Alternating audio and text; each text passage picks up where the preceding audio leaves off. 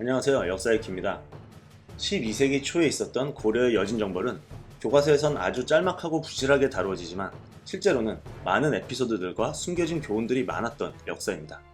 이번 여진정벌 시리즈는 고려 거란 시리즈와 마찬가지로 고려사와 고려사 자료를 주축으로 금나라 역사책인 금사와 각종 서적, 관련 논문 등을 참고하여 만들었습니다. 그럼 이제부터 교과서엔 없는 고려의 여진정벌 리얼 스토리를 알아보도록 하시죠. 1019년 귀주에서 거란의 최정예 8만을 전멸시키며 일약 동북아시아의 강자로 떠오른 고려는 대국인 송나라와 대등한 위치에서 외교관계를 맺었을 만큼 국격이 올라갔고요. 국왕과 귀족, 백성들 모두가 풍요롭고 행복하게 살면서 진정한 태평성대를 누리고 있었습니다. 당시엔 고려를 향한 주변국 백성들의 귀순러시도 이어졌는데요.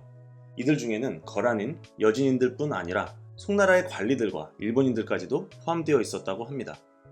역사 익히는 개인적으로 이 시기가 한민족 역사상 최고의 황금기를 누렸던 시기가 아니었나 생각하고 있습니다. 한편 만주와 연해주 일대에서 주로 유목과 농경을 병행하며 살던 여진족은 이전에는 말갈, 숙신, 음루 등으로 불리던 민족이었는데요. 이들은 일상생활 속에서 말을 타고 사냥을 하며 마상무예를 자동으로 체득할 수 있었기 때문에 기병전력이 상당히 강했습니다. 그리고 아직도 많은 분들이 이들을 단순히 야만족으로 취급을 하시는데요. 사실은 절대 그렇지 않았습니다. 여진족들은 1000년이 넘는 기간 동안 고구려, 발해의 영향력 아래에 있으면서 여러 전쟁들을 함께 치러냈는데요. 그러는 중에 고구려의 계마무사 같은 철갑기병 시스템도 받아들였고 발해의 법과 제도, 과학기술 등도 흡수를 했습니다. 그리고 여진족들 중 꽤 많은 수가 고구려와 발해의 관리나 장수로 진출하기도 했고요. 그들 중에는 한자를 읽고 쓸 줄 아는 자들도 여럿 되었기 때문에 중국의 발전된 문물을 받아들일 수 있는 역량도 충분히 갖추고 있었죠. 이들은 발해가 멸망한 뒤에는 구심점을 잃고 여러 부족으로 갈라져 생활하게 됩니다. 그리고 그 부족들 중 고려사의 동여진인이라고 뭉뚱그려서 등장하는 부족들은 고려 천리장성 이북에서 농경이나 어업으로 생계를 꾸려가면서 고려의 조공을 바치고 나름의 방식으로 고려와 교류해오고 있었습니다.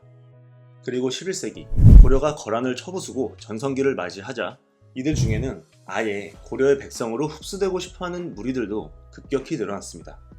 물론 처음에 고려 조정은 얘들이 마구잡이로 들이대니까 엄청 부담스러워서 얘들의 요청을 거절합니다.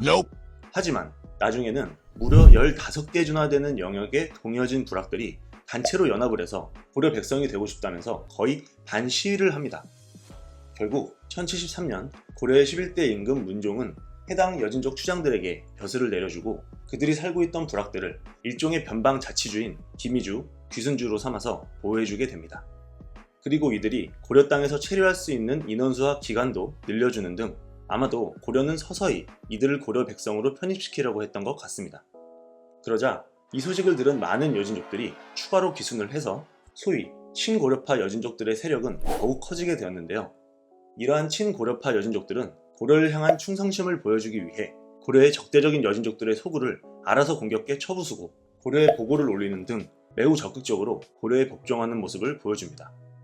이 추세대로라면 고려는 여진 부락들의 대규모 귀순에 힘입어 피 한 방울 흘리지 않고 영토 확장과 인구 증가라는 두 마리 토끼를 잡을 수 있을 것으로 보였죠. 하지만 시대가 11세기에서 12세기로 넘어가면서 전성기를 구가하던 고려에 심상치 않은 불길한 사건들이 연이어 발생합니다. 정사에 등장하는 사건들만 빠르게 추려보면 가뭄이 해를 이어들고 개경에 수차례의 지진이 발생하고 대궐에 불이 나고 역병이 수년간 백성들을 괴롭히고 붉은 안개가 궁궐을 뒤덮고 호랑이가 성내로 들어와 사람을 해치는가 하면 송충이가 창궐해 채소 농사를 연이어 망치고 개성 송화산의 큰 바위와 주변의 산이 무너지고 오랜 기간 없었던 역모 사건이 발생하고 신성국인 송나라와 거란 제국의 황제가 연달아 사망하죠. 이 모든 사건이 1099년부터 1103년까지 단 4년 만에 발생합니다. 한편 안 좋은 일은 겹쳐 일어난다고 했던가요? 고려, 송, 거란이 내부 사정으로 바빴던 이때 북만주의 흑수 인근에 살던 완안부 여진이 꿈틀대기 시작했습니다. 완안부에서 강력한 카리스마를 가진 추장 오화속이 등장하면서 완안부의 주변 부족들이 서서히 완안부에게 복종하기 시작했고요. 반기를 드는 부족들은 철갑기병을 앞세워 정복하는 등 그 세력이 점차 불어나고 있던 것이었죠. 여기서 오화속이란 인물은 이후에 금나라를 건국하는 완안 아골타의 친형인데요. 여담으로 이들은 차례대로 완안부의 우두머리가 되면서 훗날 여진족의 엄청난 전성기를 이끌게 됩니다. 아무튼 오화석은 주변 여진 부족들을 순식간에 규합해버리고는 철기병대를 포함한 기병 위주의 강군을 편성해 남쪽을 향해 치고 내려오기 시작합니다. 이에 고려에 귀순했던 여진 부락들은 나름대로 오화석을 막아보려고 했지만 완안부가 워낙 순식간에 진격해온 데다가 40여 년간 고려 밑에서 태평성대를 누리면서 살이 쪄서 그런지 전투력에서도 그들에게 밀려서 결국 오화석에게 연이어 패배하고 땅도 다 빼앗기고 말았습니다. 이렇게 고려에게 충성하던 동여진 부락들까지 파죽지세로 점령한 오화석은 급기야 북여진인들을 쫓아 고려 영토까지 침범하는데요.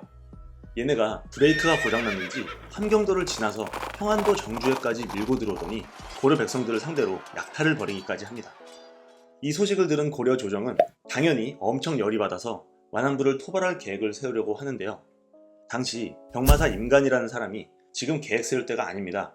급한 대로 병력을 끌어다가 여진족들한테 고통받고 있는 백성들을 구해야죠 라면서 본인이 직접 침입자들을 토벌하겠다고 자원을 합니다.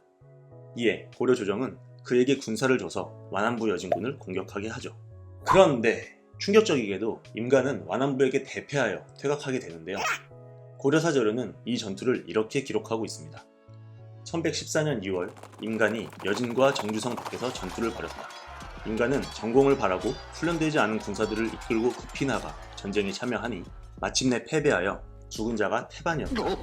그런데 여기서 처음으로 한국사 최강의 소드마스터 척준경이 등장합니다. 당시 척준경은 무관이 아니라 추밀원 별과라는 말단 문관이었는데요. 감히 낮은 직위였던 척준경이 총사령관인 임간에게 성큼성큼 걸어가서는 말이랑 갑옷, 무기를 좀 달라고 했답니다. 그리고 그가 어떤 활약을 펼쳤는지는 고려사저료에 자세히 나와있죠. 고려사저료에서는 이 전투에서 오직 추밀원 별과 척준경만이 공을 세웠는데 적진에 돌입하여 여진족 장수 1인을 베고 사로잡혔던 고려인 2명을 구출하였으며 그의 준민, 덕린과 함께 활을 쏘아 각각 적 1인을 죽이니 마침내 적이 잠시 주춤에 물러섰다.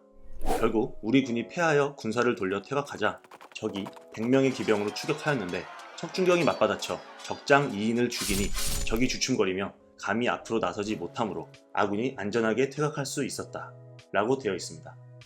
한마디로 갑자기 웬 아전 하나가 나와서 적진으로 들어가더니 적장을 3명이나 죽이면서 무쌍을 짓고 고려군이 안전하게 탈출할 수 있게 해준 겁니다. 아무튼 이 전투에서 고려는 척준경 덕분에 체면치레는 하였지만 평소 약부던 여진족에게 참패를 당했던 데다가 이후 평안도 정주 일대가 더욱 심한 약탈을 당했기에 자존심에 스크래치도 갔을 거고요. 아무튼 큰 충격에 빠졌습니다.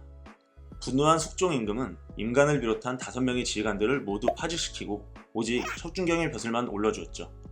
그리곤 가장 총애하는 신하였던 윤관을 부릅니다.